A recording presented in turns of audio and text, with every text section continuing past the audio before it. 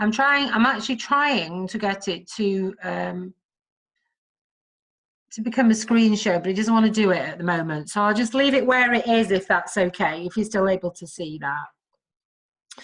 So good morning, everybody. So my name's Helen Bucke. I suppose I'm here with a couple of hats, really. So the first thing to say is that I met Deb actually when we actually did a fire walk together. Yes, we actually walked on fire, and it was an amazing experience, but also kind of connected with Deb that way. But I'm here for a few reasons, really. So my proper posh title is I'm an advanced specialist occupational therapist working particularly in autism. So I've worked in mental health services for the last 30 years, and over the last 10 years worked more so in services for adults, really, with autism. And I'm a diagnostician, so that means I can conduct assessments for autism. But my job at the moment is I deliver training to mental health services in the NHS around upskilling, really, NHS staff around autism, which is something that's been lacking for a very long time. But apart from that official title, I'm very much a light worker. I've offered numerous modalities over the years around sort of healing, angel card connections, various things. So I suppose I'm a bit of an interloper in the NHS, really, but so many of us are, to be honest. There's a lot of us working, of us light workers working there. So I suppose I'm here from those two levels. But what I'm doing in the NHS at the moment, and I wanted to share this with you. We can understand autism as people who think differently, but actually, so that we can appreciate that for ourselves, we need to learn to think differently. And once you start thinking about that and the way that we are conditioned and the way that we think about things, it actually opens up your mind in a much broader way. So this is really important for NHS staff, because it's not about, and not just NHS, but anyone really. I could come on and talk to you about what autism is, stuff that you could get from Google about, traits and difficulties, but actually it's showing you how you can change the way that you think about things really makes the difference. And this is the way that we genuinely connect with people who think differently. Because the truth is, our brains really are not the same. And some of you will be very familiar with some of these images that I'm going to show you. And what we find that happens, of course, is when we look at these images, we see different things. So you'll probably be familiar with the goblet and the faces. This one on the left there is a far more recent one. And what about this one? Yeah, so some people can see a dog running towards the camera, whereas other people see a man running away from the camera with the rucksack on. And that can vary.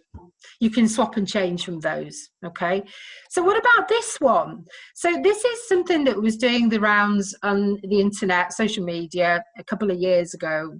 So can you either pop in the chat box or just let me know verbally, what two colours can you see in that dress, please? Thank you. Let's have a look at the chat. Thank you. I'm just going to actually pop this in the slideshow now. It's given me the ability to do that. Okay, let's have a look. Okay, so we've got a variety, as I expected. So we have got gold and white, a couple of people saying that, grey and pale blue. We've got a blue and gold, lilac and grey, blue and brown, cream and green. That's an interesting one. Okay. Well, the truth of this, actually, is that, as you can see from the model there, the dress is royal blue and black. But what's happening is in that close-up image, what you've got is you've actually got the way that the light is refracted on the image actually creates a bit of havoc, really, with your brain. So it really is an optical illusion, and it's the way that the light is shining. Now, you could say, well, that's about the way that my eyes work. That's about rods and cones and how my eyes are structured. But actually, it's not your eyes that interpret what you see, is it? Your eyes are the mechanics. They are the pieces of equipment that you need that bring the information in. But actually, it's your brain that's interpreting that, and it's making sense. And what's happening is, as I say, because the light is shining in a certain way, then people see that in different ways, which is really interesting. Now, if we change it to an even lighter object, you might see different colours again here. So you might now see gold or bronze or yellow, for example. But the truth is, when you look at what we saw there in the chat, is we do see things differently. And the problem is that this is sometimes hard for our brains to accept. Simply the fact that people think differently to you. Now, diversity has really, really grown in the awareness of it, probably over the last 5 or 10 years more so than ever. So we've started to understand that people look different, that people with physical disabilities have just as much place in communities as people who are able-bodied, for example, or the people who are from different cultural, ethical backgrounds, people with different sexuality, gender, so on. We are starting to understand that more and more. But the thing is that there are a group of people who think differently. So neurodiversity is exactly that. So whether that's somebody who's on the autism spectrum, somebody's got ADHD, somebody's got something like Tourette's, for example, dyslexia, dyspraxia, these are all neurodiversity. So this is people thinking differently. The problem is, and the reason why we literally can't get our head around it, is because your brain doesn't like that idea. So our brains, really, by the age, and I know a lady was talking earlier saying that she works with hypnosis and neuro-linguistic programming. We understand that we all form views of the world. So you have a mental model of the world, and that's generally formed by the time you're between sort of 6, 7. And those lessons come from your early life experiences. They come from the way that your parents were at home. It comes from the community you're in, your school life experiences, all of that sort of stuff. So you come out with lessons in life. You come out with stories. And in some ways, that's almost like a conditioning, isn't it? So you are a product of your environment and your upbringing in many ways. And often we get into adulthood before we realize, actually, that maybe some of those stories weren't quite right. So some of that stuff that we learned, that we perceived, that we figured out at the age of 5 and 6 and older might not be quite accurate. Now, your brain doesn't like anxiety. It doesn't like to feel anxious. Your brain needs to know that everything it's thinking is right. And this is what we call cognitive dissonance. So this is when people get really upset if you challenge those beliefs. So if they've got firmly held beliefs about the world and you come along and you suggest something different, then they can get really conflicted and anxious about that. And COVID has done that to so many of us, hasn't it? It's really challenged how you see the world. That might be the way you see your family. It might be the way you now view politicians, for example. It might be your ideas, your views about vaccination. It's absolutely caused massive upheaval for so many people. And this is why you can never win an argument on Twitter or on Facebook with someone who's got a fixed life story. So I've seen, you can have somebody who'll express an opinion and you can go along and say, well, actually, I've got scientific proof to show you that what you're saying is incorrect. You could have lots of research, lots of data, and they will still disagree with you. And that is because they are simply not able to accept that, the world is different to how they've always thought. So we all are, in some ways, in this cognitive dissonance. We all like to think that we are right, that our beliefs are right. The problem is this causes a lot of problems for people. This causes a huge amount of issues for people. And this is why, over the years, it's been very difficult for us to accept anybody who is different. So I'm just going to do a little test with you now. Okay, so if you look at this word on the screen, could you just pop in the chat box for me what that feels or looks like to you? Anything, first thing that comes into your mind. It's not a judgment thing, just anything at all. Thank you. Okay, lovely, thank you. So we've got beautiful, where my heart is, where I feel safe, it's peaceful and welcoming, absolutely. Thank you, welcoming, family, safety, calm, family, relaxing. Lovely, thank you. We'll come back to that, I'm just going to do one more. What about this one?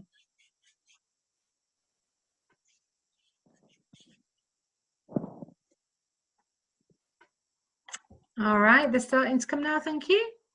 Oh, thank you, Alison. Home, best place in the world, definitely. Strong, wise shelter. We have nature and air. Nature and growth, beautiful, love to hug, so do I. Roots and nature, outside, nature, beauty, grounded, relief. Lovely, thank you. Now, the reason I've done that with you is I want to show you what your brains have just done. So what happens is, and most of you are in some kind of work where you are communicating with people. So you're already going to be very good at that and probably quite insightful about how you impact on other people. But what our brains do, if you think about what's just happened here, when we think about the word home, what starts to happen is you put an immediate emotional component to it.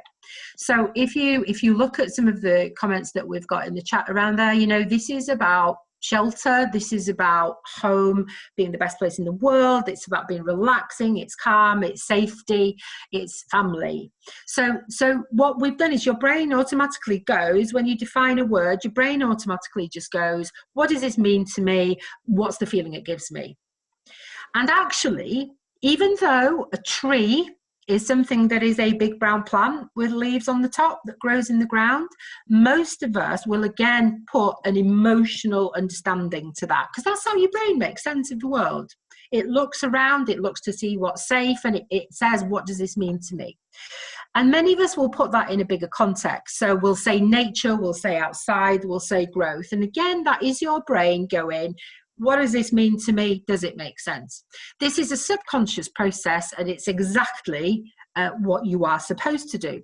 But if I was to ask somebody with autism, what's this? What's home? They would say it's my house. Or they would say, they might draw me a picture of a house, or it might be where I live, or it might be an address. So it will be much more of an intellectual definition of something. It's the same with the word tree. If I was to ask somebody on the spectrum, what's a tree? Then they would say it's a brown plant that grows in the ground. So you can see that we tend towards an emotional understanding of something, whereas people on the spectrum will tend to give you a definition of something and be more concrete about it. This can cause difficulties for us in terms of how we communicate, because we need to be really aware of what our brains do, even when we're not, you know, totally clear about what we're saying. Have a quick look at this. So this doesn't have to be your manager, but well, if somebody emailed you and said that Wednesday's noon meeting has been moved forward by 2 hours, what time would you now put in your diary? Pop it in the chat box for me. Thank you. So Debbie's got 10. Deborah's turning up at 2. Jennifer's there at 2. Brenda's at 2. Alison's at 2. Anthony's at 2. Okay, we've just got one person turning up at 10. Okay, let's have a look. Oh, Kate's going at 10. Okay, Alison wasn't sure which way to go. Well, the first thing to say is don't ever say this to somebody, because look what happens. You get people turning up at different times of the day. Now, there's a reason why this happens. This is happening because you all understand time, right? So you've all been to school and you all understand the concept of time. But it's actually how your brain formulates this, how you perceive time, that determines whether you're going to turn up at 10 a.m. or 2 p.m. So if you see time almost as if like a clock going in that direction, moving forward, so the words moving forward will mean to you that it'll go that way. So you would tend to say 2 o'clock. If you've said 10 a.m., you tend to be the person who perceives time as moving towards you, so moving forward towards you. So it's simply actually completely in the words that we are using. Now, I'm showing you this stuff because I want you to see how subconscious processes are working all the time, but also because we need to be super aware of how we communicate, because people do think differently. Yes, Debbie, absolutely. It happens when people say next Tuesday. Yeah, is that tomorrow or next week? Or yeah. And one of the things I'm going to mention this is we say a lot of stuff that doesn't seem to make a lot of sense. So people on the spectrum can get really discombobulated, I love that word, by the fact that we are not being very literal and we are not being very clear to people. Okay, so in terms of what autism is, the National Autistic Society's definition is this one, and this is something that you'll generally see in, in articles, or if there's a news interview or something about it. This is the one that is generally used. Now, the main words to pull out of that is autism's lifelong. So somebody's born with it, and autism seems to happen either at the point of conception or certainly in early fetal development. So you can't catch it, you can't have it as a result of a brain injury. It doesn't develop in later life. It absolutely happens at those early stages. So if somebody's saying to you, oh, I've had problems with anxiety over the last 6 months, then that's not autism. Okay, so people will always have had problems. We can diagnose autism fairly well from the age of around 3. There are some babies who don't like being touched, maybe who don't like making eye contact, for example. There are children who look differently, so they might walk in a certain way or hold their bodies, or like I say, the eye contact is always, can always be, a first sign. So, but people always have it. So it's always with you. And the word autos actually means, in Latin, it means the self. So autism is a part of somebody. So that doesn't mean that they can't have other things too. So I work with lots of people that have maybe autism and schizophrenia, or they may have autism and learning disability, or autism and personality disorder. And of course, people can have lots of physical health problems as well. It's a developmental condition, so it means that because it's with you from such an early age, then it can have an impact on some people's development. So as part of the diagnostic assessment, we do ask lots of questions around walking, talking, did they wave, did they gesture, all these kind of things that we ask questions of. And that's why we include families in assessments. We need to know how that child's been communicating, thinking about sort of these developmental milestones and so on. It isn't the case that everybody with autism has any developmental issues. There are many who do not. There are some kids who don't speak at all till they're maybe 5 years old. There are some kids who are very early walkers, for example, but actually it's not always the case for everybody. Autism does affect how somebody communicates with and relates to the world around them. So many of my experts, so I have people with autism that usually co-deliver training with me, and they will talk about, I just have a different programming system. I'm exactly the same as you. I'm not in my own bubble, but actually I just process stuff differently. So you might have a Windows operating system, and I've got a totally different one. So we'll come to the same conclusions, but I might do it in a different way. And of course, it also makes sense of the world around them. So we're going to talk a little bit about sensory issues in a minute. We know autism is a hidden, now it says disability on here. I constantly bang on about the fact that autism is not, there's not, people are not broken. There's nothing wrong with them. Autism is a part of somebody. But actually in law, it is classed in the Equality Act, it is classed as a disability. So that means that, pardon me, we should be making reasonable adjustments for people with autism because it's in law that we do that. But it is a hidden condition, and that creates problems for us. And this is why we've never fully understood autism, because it is very much hidden away, and it has been for many, many, many, many years. And one of the problems, of course, is that somebody with autism often will hide it even further, because one of the most common ways for a child with autism to deal with it is to copy everybody else. Pretend that they're the same. And then they get very exhausted by this because they find it very hard to be themselves. So what that means is that over the years, there is a shocking lack of training, whether you're a teacher, whether you are a doctor, whether you work in a prison, or there is very little training. I train all the medical students now that come into the trust in Merseyside. We're hoping to change the training is going to become mandatory, but it's shocking. So if these significant professionals aren't aware of autism, then how do we expect the general public to be? So there is a huge thing around trying to absolutely think about autism in a much broader way. And also, I just wanted to point out that between 48 and 56% of people on the spectrum don't have a learning disability. And what tends to happen is we've got this thing where services will say learning disability and or autism. So this is what the trend is in services at the moment. But actually, we have a huge cohort of people who don't have learning disability. So if they can't meet the criteria for learning disability services, then where do people go? Autism is very much an individual condition. So no two people will present the same. And there's a famous saying that says, if you've met one person with autism, you've met one person with autism. So what we do is when we look at diagnosis, all of the little coloured bars there at the bottom, they are examples of areas of difficulty in which we look. But every individual will be different. So one person might have a really high IQ, but actually their social interaction skills are really quite low. Or we might have somebody who's got really high sensory needs, but actually their resistance to change is quite difficult to manage.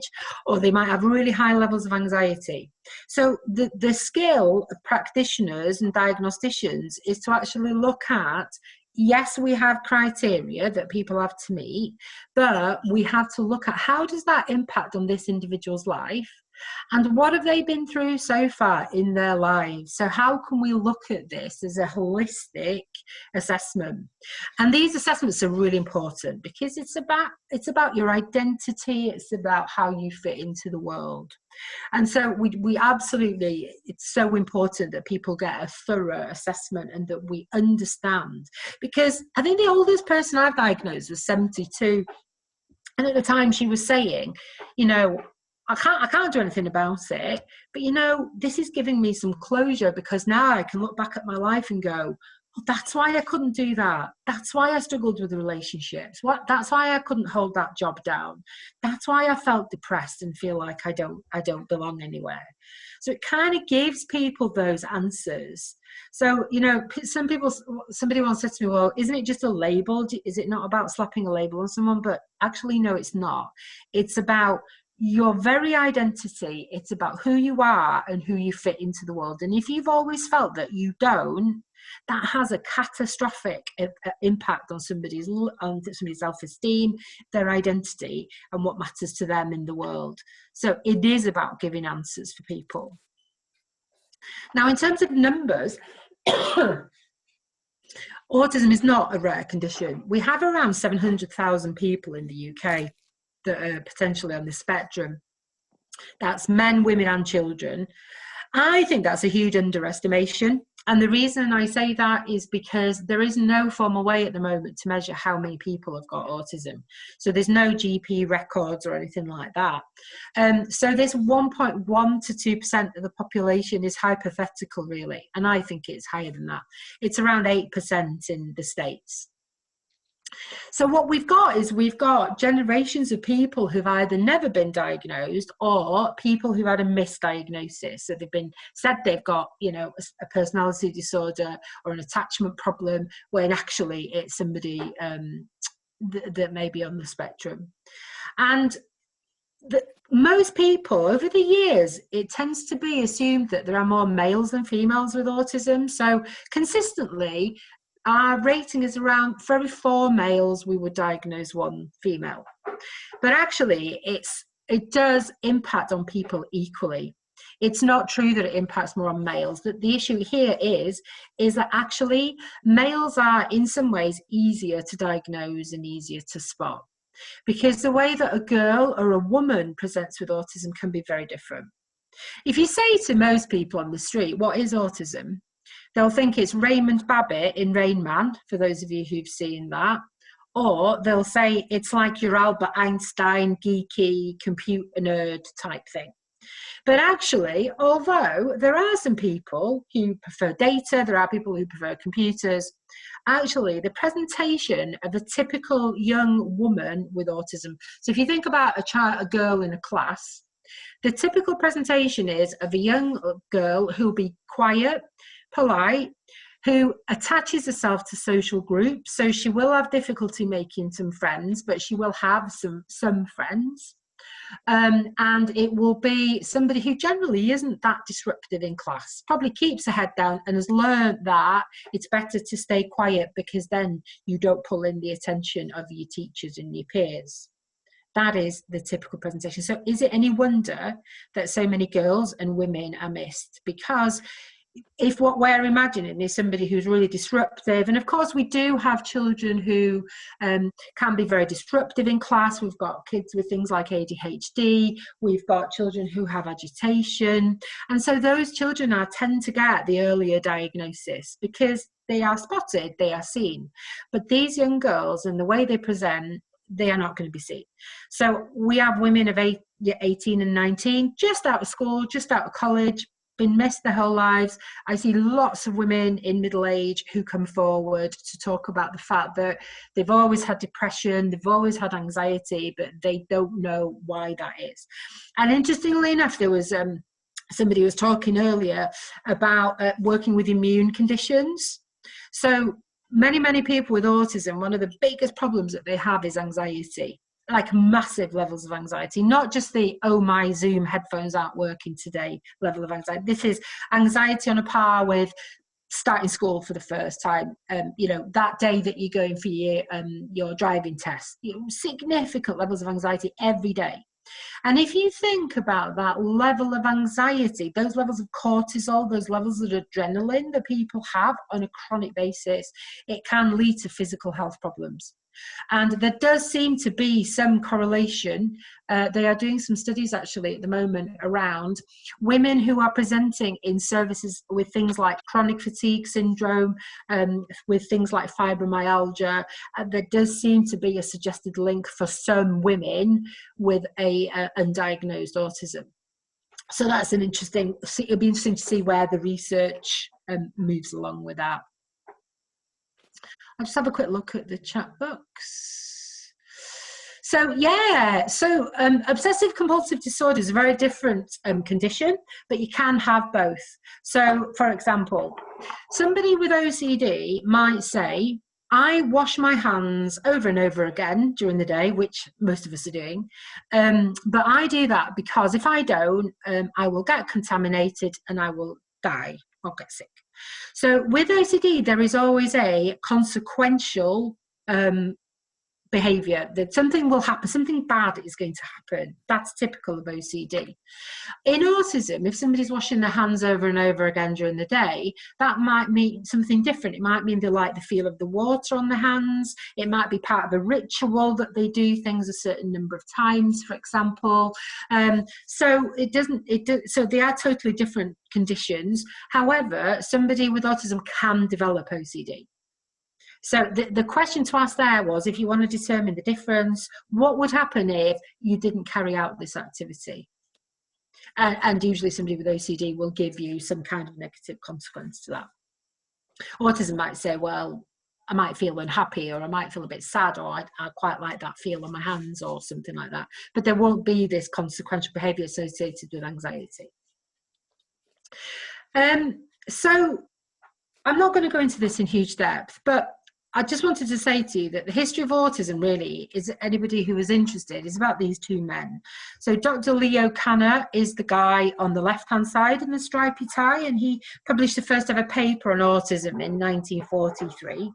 And the other guy in the white coat that you probably have heard of is Hans Asperger, which Asperger's condition is named after. And they were both knocking around in the sort of late 30s, early 40s, and did a lot of work in determining what autism was.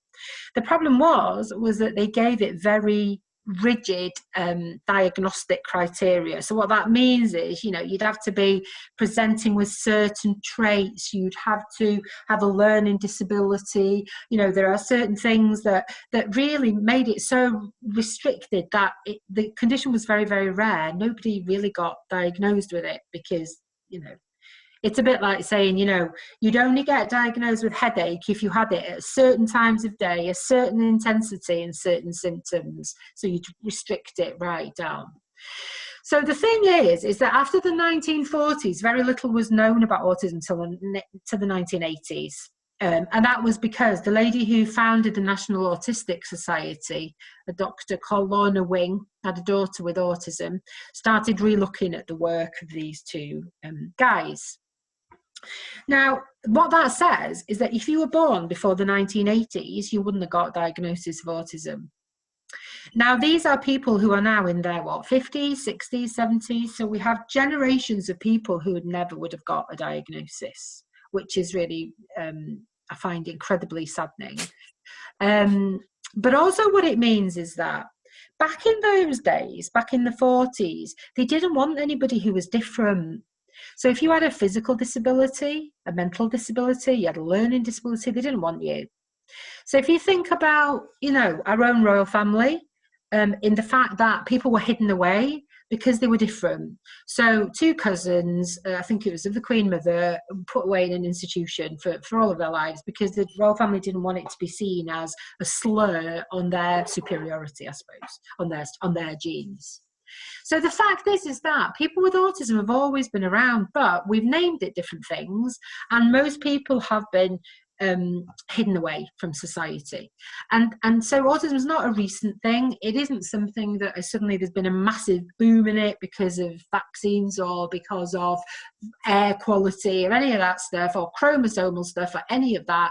It's always been there, but we've just used horrible names for people.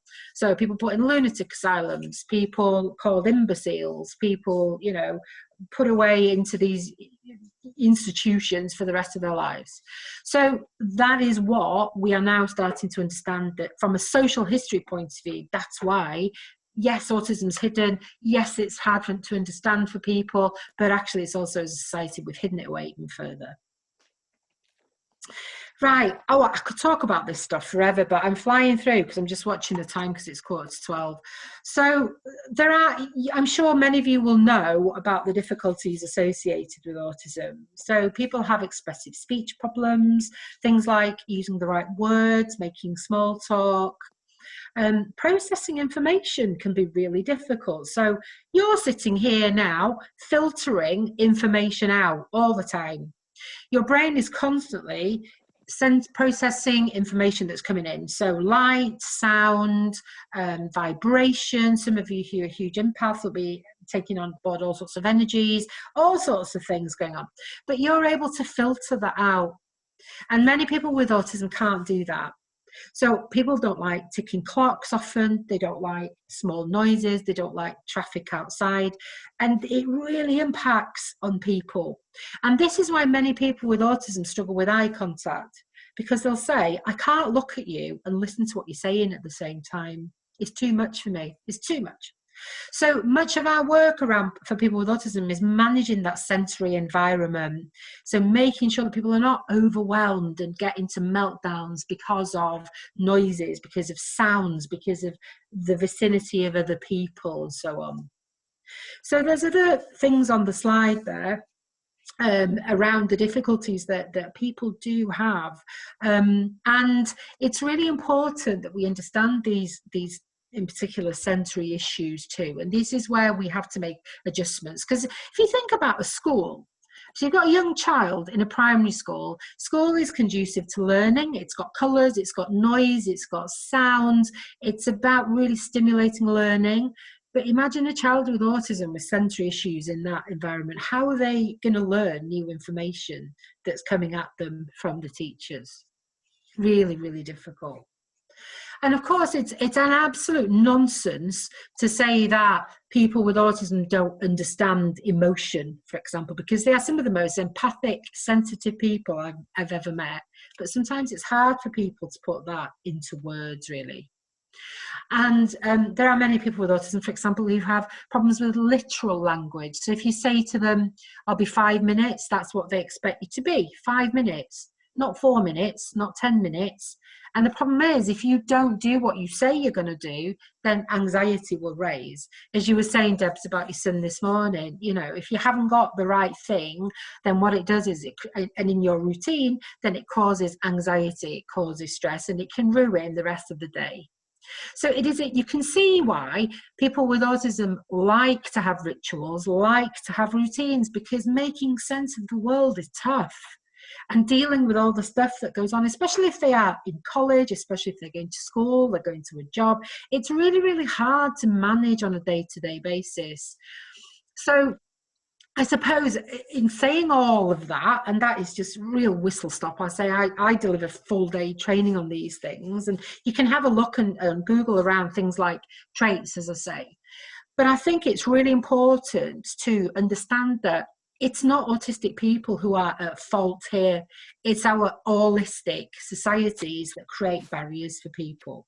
And we need to be really aware of this because, number one, autistic people have got absolutely loads of attributes, amazing, fantastic skills that we don't tap into enough because we don't allow people the space and the opportunity to do that.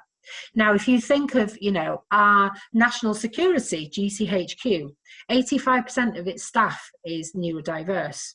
So that means that most of our security is done by people on the spectrum. You are only on Zoom because of people on the spectrum.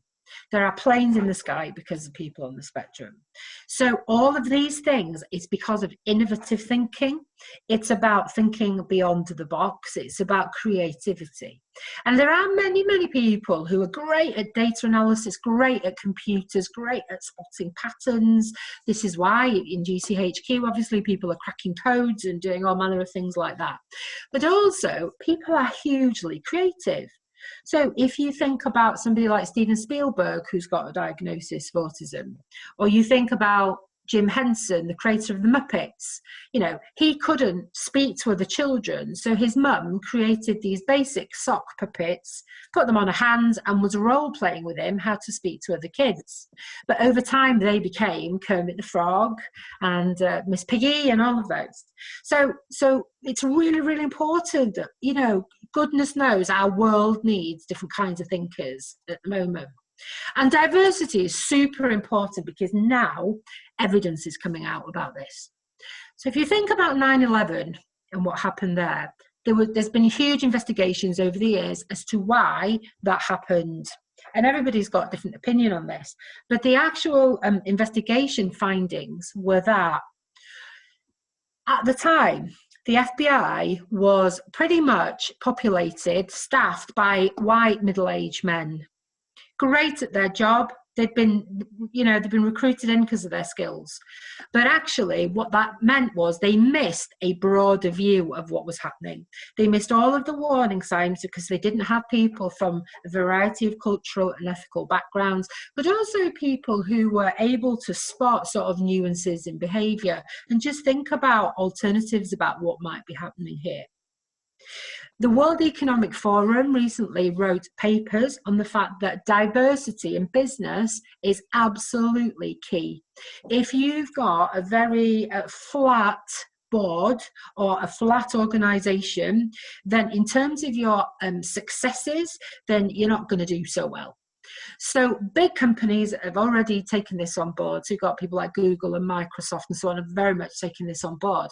It's not just about cultural and ethical diversity, it's about people who think differently.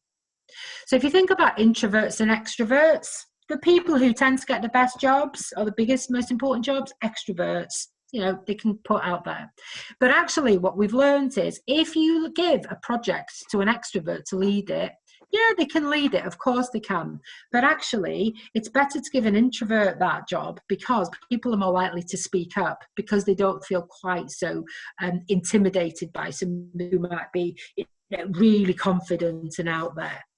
There are some really good books around this about introversion and how we need to harness it far more into the world.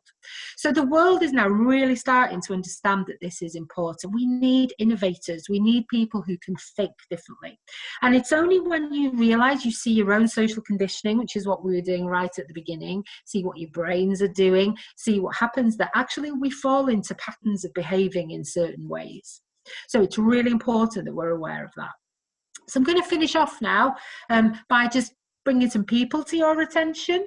So some very important people here over the years that are challenging society and certainly changing the way in which we think and which we live.